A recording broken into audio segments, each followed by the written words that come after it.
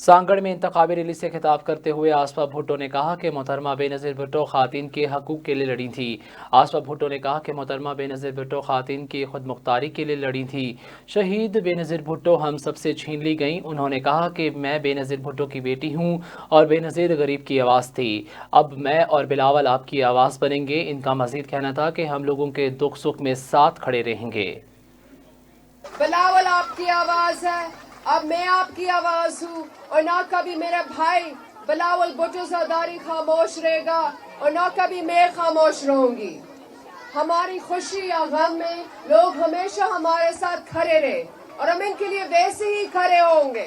ہم اپنی بہنوں کے لیے، اپنے بھائیوں کے لیے، اپنے بزرگوں کے لیے اور آپ کے حقوق کے لیے ہمیشہ لڑتی رہے گی، چاہے آپ کی حفاظت کے لیے خواتین پولیس اسٹیشنز ہوں، یا آپ کی اور آپ کے بچوں کے صحت کے لیے لیڈی ہیلتھ ورکرز، یا آپ کے خود مختاری کے لیے فرسٹ ویمنز بینک۔